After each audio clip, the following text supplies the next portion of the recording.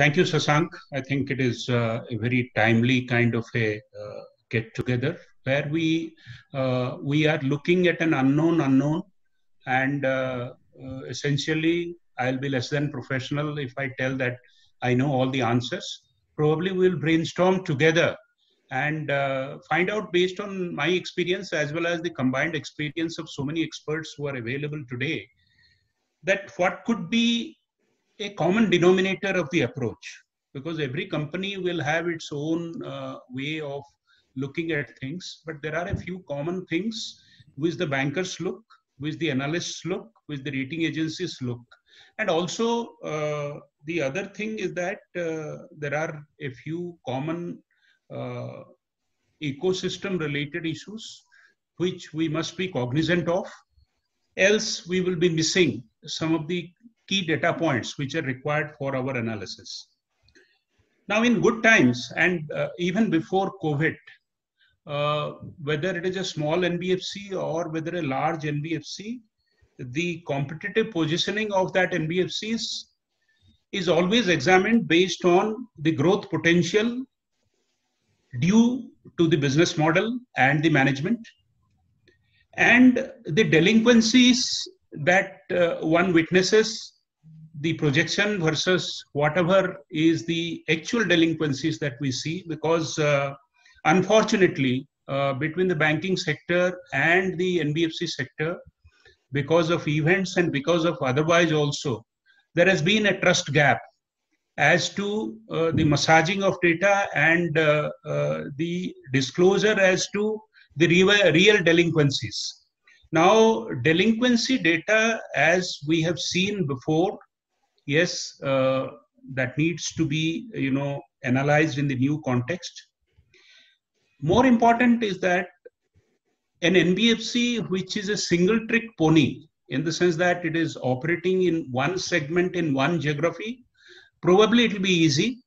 But majority of the NBFCs, except for boutique NBFCs and small NBFCs, will have multiple segments in which they operate.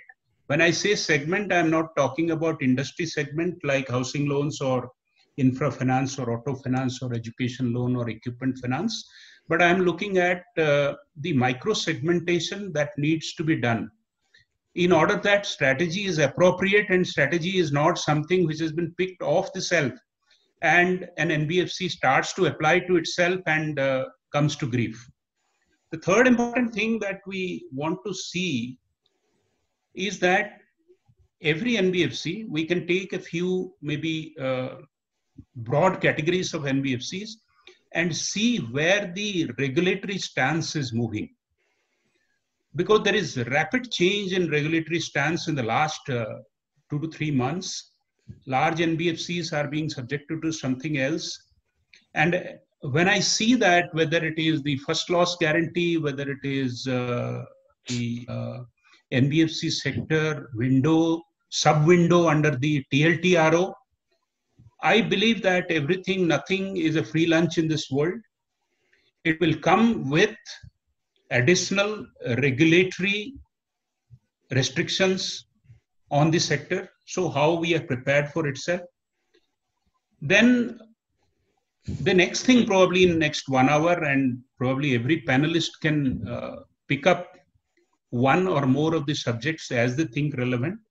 I think we can think about what is the operating efficiency, because physical touch, which is the hallmark, because as compared to banking system, NBFCs thrived because of 3 things. One is their superior equity position.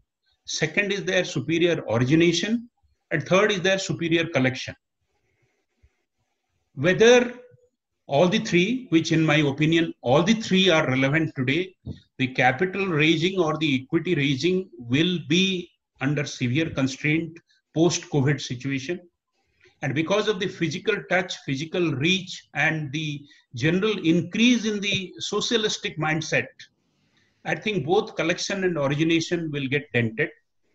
So how do we position ourselves? So this will lead to the other thing, that what is the extent of digitization and whether digitization was contributing to the business model or digitization was only contributing to back office. Because from back office to front office transition of the digital modes will always be of prime importance.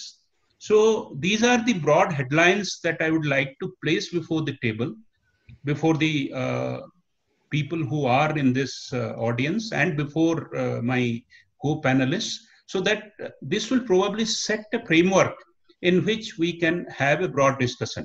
But before I conclude my opening remark, I must tell that the banking sector will probably support more so the PSU banking sector, because NBFC being systemically important, I think the government and the regulatory, what we call in monetary policy, the moral persuasion or moral suasion, as we call it, will tend towards public sector banks coming and providing more, and monetary policy instrument, fiscal instruments, and moral suasion instruments will work in tandem.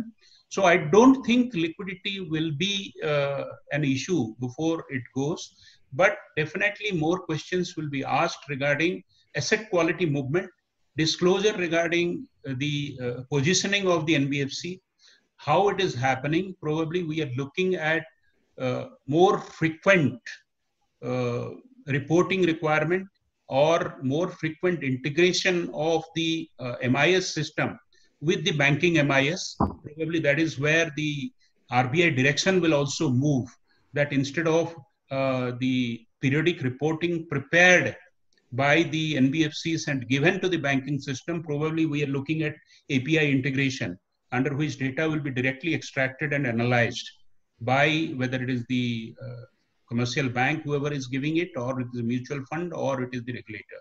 So I think this is the opening remark I would like to make. I would like to come back whenever others have made their remarks.